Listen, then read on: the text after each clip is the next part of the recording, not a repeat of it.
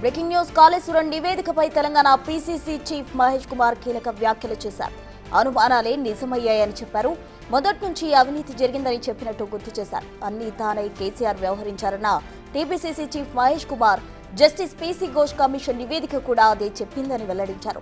ప్రస్తుతం commission రిపోర్టుపై cabinet లో చర్చ జరుగుతోందని చెప్పారు. ఇక ఎవరు ఎక్కడ తప్పు చేశారో ప్రభుత్వం చెప్తోందంటున్న మహేష్ కుమార్ గౌడ్ తో మా ప్రతినిధి హేమ ఫేస్ టు ఫేస్. తన కన్నబిడ్డ లాంటిది అంటూ బీఆర్ఎస్ హయాంలో ఎంతో ప్రతిష్టాత్మకంగా నిర్మించినటువంటి కాళేశ్వరంలో అవకతవకలు ఉన్నాయంటూ కాంగ్రెస్ అన్నది. దానికి సంబంధించి కమిటీ వేశారు. ఘోష్ కమిటీ కాసేపటి క్రితమే దానికి సంబంధించినటువంటి ఫైనల్ రిపోర్ట్ని కూడా ఇచ్చింది. ఇదే అంశం పైన మనతో పాటు మాట్లాడడానికి పిసిసి చీఫ్ ఉన్నారు. ఘోష్ కమిటీ కాసేపటి క్రితమే రిపోర్ట్ ఇచ్చింది. గతం నుంచి కూడా మీరు చెప్తున్నారు దాంట్లో చాలా అవకతవకలు ఉన్నాయని. రిపోర్ట్ కూడా ఈక్వల్ టు అలానే ఉంది. ఏం చెప్తారు?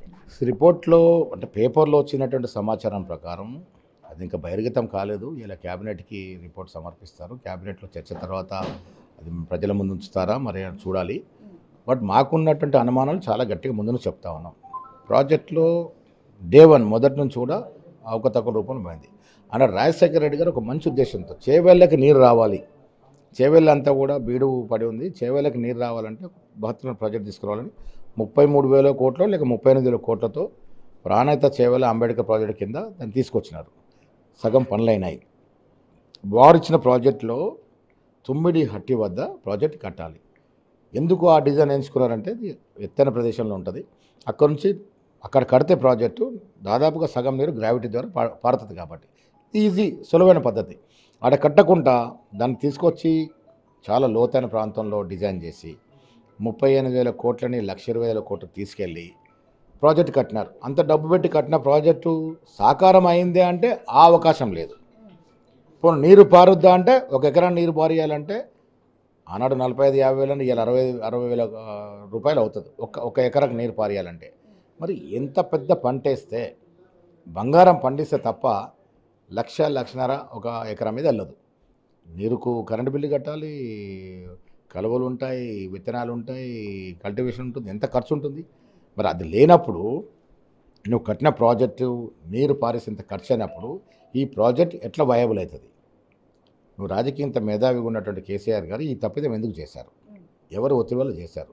కొన్ని ప్రాజెక్ట్ కట్టారు, నిలిచిందా అంటే బీటలు వారిపోతూ ఉంది. అంటే ఎంత నాసిరకంగా ఎంత నాణ్యత లోపంగా ఈ ప్రాజెక్ట్ కట్టినారంటే అధికారులు చెప్తున్న సమాచారం ప్రకారం ఇంజనీర్ల మాట వినలేదు, నిష్ణాతులు దీంట్లో ఎక్స్పర్ట్స్ మాట వినలేదు. అన్నీ తానే ప్రొడ్యూసరు, తానే సీఎం, తానే ఇంజనీరు, తానే మేస్త్రి. ఈ ఒంటెద్దు పోకడ వల్ల ప్రాజెక్టుకు విఘాతం కలిగింది, ప్రజల సొమ్ము వృధా అయింది. కాబట్టి మొదటి నుంచి కూడా మేము దీని మీద ఎంక్వైరీ కావాలని అడుగుతా ఉన్నాం. ఘోష్ కమిషన్ వేసాం. నిష్ణాతులు నిజాయితీపడిన ఘోష్ కమిషన్ రిపోర్ట్ ఆధారంగా క్యాబినెట్ ఏం నిర్ణయం తీసుకుంటుందో చూద్దాం. అంతా ఇంజనీర్లు చెప్పినట్టు అయిందని బీఆర్ఎస్ చెప్పారు. కానీ ఈ రోజు పర్టికులర్గా మెన్షన్ చేసింది ఏంటంటే ఎటువంటి అనుమతులు లేకుండా ఇష్టానురాజ్యంగా కట్టారు అంటూ కూడా రిపోర్ట్లో మెన్షన్ చేశారు. ఘోష్ రిపోర్ట్ ఇచ్చామని ఇంత పెద్ద అధ్యాయం జరిగింది. నెల తరబడి వారు ఎంక్వైరీ చేస్తారు. ఎవరు ఏం చెప్పారనేది వాళ్ళు పొందుపరిచి ఉంటారు కదా. వీళ్ళేదో గాలి మాటలు మాడితే కాదు కదా. ఒక్కొక్క ఇంజనీర్ని, ఒక్కొక్క ఏఈల్ని, డీఈల్ని అందరిని ఎంక్వైరీ చేస్తారు. సో వాస్తవాలు బయటకు వచ్చాయని అనుకుంటా ఉన్నాం. రిపోర్ట్ వచ్చిన తర్వాత మాట్లాడదాం. పర్టికులర్గా ఈటెల పేరు కానివ్వండి, హరీష్ రావు, కేసీఆర్ వీళ్ళందరి పేర్లు కూడా మెన్షన్ చేశారు. యాక్చువల్లీ వీళ్ళెవ్వరు కూడా ప్రాజెక్ట్కి సంబంధం లేదు అంటూ ఈ విచారణకి వెళ్ళి బయటకు వచ్చి మాట్లాడినటువంటి పరిస్థితి. కానీ ఈరోజు ఎవరు కూడా తప్పుకోలేరు. ఒక బాధ్యత గల పదవిలో ఉన్నటువంటి ఆనాడు ఇరిగేషన్ మంత్రిగా ఉన్నటువంటి ఈటెలకి సంబంధం లేదంటే ఎలా ఉంటుంది?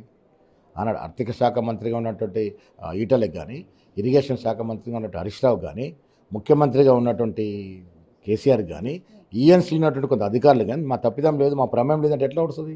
అందరు ప్రమేయం ఉన్నట్టు అందరూ బాధ్యత వహించాల్సిందే. ప్రధాన మా బాధ్యత కేసీఆర్ది కావచ్చు. ఇలా కొందరు అధికారులు కూడా మాకు అప్పుడు తలోకి చేసామని చెప్పుకుంటా ఉన్నారు. అది కూడా తప్పిదం కింద వస్తుంది.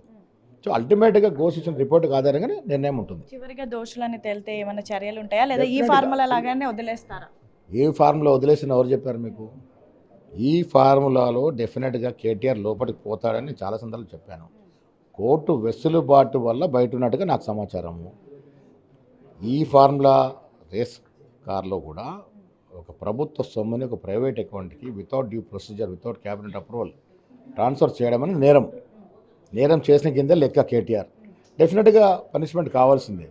కోర్టు టెంపరీగా ఏమైనా వెసులుబాటు కోర్టు ద్వారా ఏమైనా వస్తే వచ్చిండొచ్చు, కానీ దాంట్లో దోషిగా కేటీఆర్ తేల్తాడు. కాళేశ్వరంలో మాజీ ముఖ్యమంత్రి కేసీఆర్ దోషి అని తెలిస్తే చర్యలు తీసుకుంటారు. డెఫినెట్గా క్యాబినెట్ ఏం నిర్ణయిస్తే చూద్దాం. సో ఫైనల్గా క్యాబినెట్ ఎలాంటి నిర్ణయం తీసుకుంటుందో ఖచ్చితంగా దాన్నే ఫాలో అవుతాము. అండ్ మొదటి నుంచి మేము చెప్తున్నట్టుగానే కాళేశ్వరంలో అవకతవకలు ఉన్నాయంటూ డే 1 నుంచి మేము చెప్తున్నాము. అదే రిపోర్ట్ కూడా ఇప్పుడు వచ్చింది. మరి కాసేపట్లో క్యాబినెట్లో చర్చించి ఎవరు దోషులుగా ఉన్నా సరే ఖచ్చితంగా వాళ్ళపైన చర్యలు తీసుకుంటామని అయితే టీపీసీసీ చీఫ్ మహేష్ కుమార్ గౌడ్ చెప్తున్నటువంటి పరిస్థితి. వీడియో జర్నలిస్ట్ శంకర్తో హేమ, బిగ్ టీవీ, గాంధీ భవన్.